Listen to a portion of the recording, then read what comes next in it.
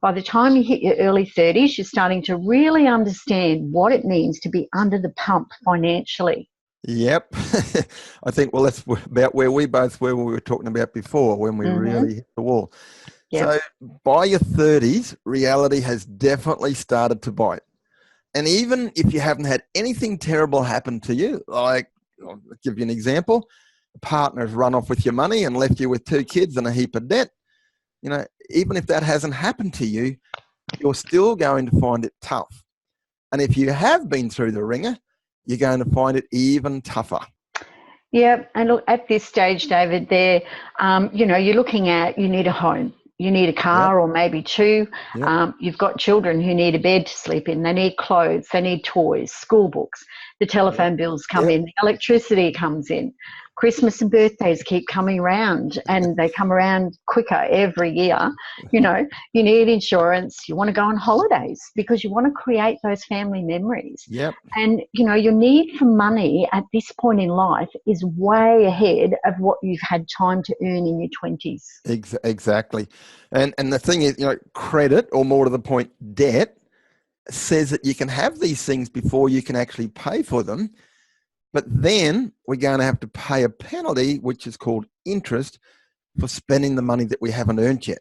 Mm-hmm. Mortgages, car loans, credit cards, they all arrive at, in early 20s, early 30s. And this can be a point where future fortunes are made or lost. Yes, and we could even call this the critical zone. Yep. It's the absolute critical zone. All the decisions you have to make that will impact your financial future. Do we need the bigger house, or do we go for the modest one?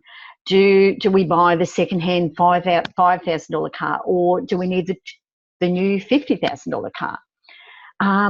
David, do you throw $2,000 at a birthday party for your kids? Yeah. And many do. I've seen it happen. Oh, it's And I've been invited to them. My own grandchildren have a had them, phenomenon, I think. Yeah. Or do you simply, isolate yourself, hang up a few streamers and invite the friends over for a play in the sandpit? Do you have the designer clothes, or do you go for the cheaper brands? And don't forget these. Do you get the jet ski or the camper trailer, or both? Well, yeah. It's so easy to get drawn into these keeping up with the Joneses kind of lifestyle choices on some, or maybe even all of these things that you just mentioned and more. Yeah. Yeah. It's just way too easy to get so highly leveraged that you're just like a time bomb just waiting to go off. Mm-hmm. And you know what? It only takes one mishap. Yep. Unemployment, and the whole thing is thrown into chaos, and all of a sudden you're out of control. Debt snowballs, and you find you're sinking in debt like it's absolute quicksand. Carolyn, I say it all the time. Nobody has money problems on purpose. It happens because with all of these decisions, it's so easy for our emotions to take over from logic, and the reason that people lose control of their money is because they overcommit.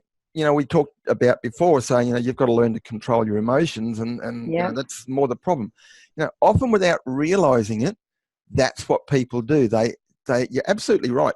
They unexpectedly or unwittingly, I guess, get themselves into this situation, and then life changes. Mm-hmm. You lose a job, a child gets sick, an unexpected pregnancy, or even a planned pregnancy. Even Yeah. with maternity leave now, that can still cause interruptions to the income. I know my wife had really bad morning sickness basically from the moment she fell pregnant. So, you can find yourself off work long before you thought that was going to happen. Yep. And suddenly, that's the tipping point, and you get the situation where you're just totally out of control. And then, like there can be global financial crises. We had one of those Mm-hmm.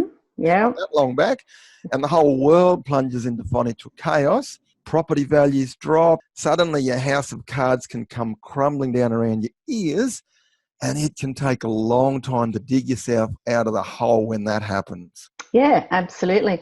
And look, David, I've got clients who are perfect examples of that.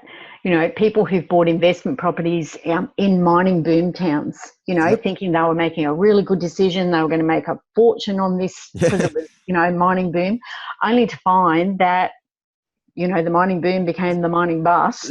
Yeah. and Yeah. and suddenly, their $400,000 house was worth 200,000, and Yeah. they can't sell it because no one wants to live there, because there's no reason to live there. So they can't sell, they can't hold on. Yeah, they're between the proverbial rock and a hard place. Mm-hmm. If you think about it, there are a lot of firsts happening around this time of life, in your early 30s, 20s, early 30s. And firsts are dangerous because we have little or no experience. There's that saying, a trap for young players, which probably Yeah. comes from this.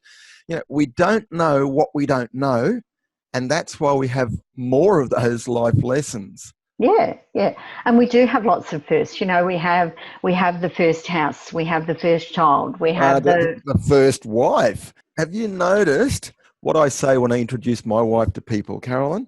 I say, I'd like you to meet my first wife. It just keeps her on her toes. David, you're so full of it. Seriously. Yeah, I know. That was a little bit of a white lie. But, so many, so many people get divorced these days. And we have a favourite saying at the Institute. I know. It's called, when debt comes in the door, love goes out the window. Exactly. But, it doesn't need to be that way.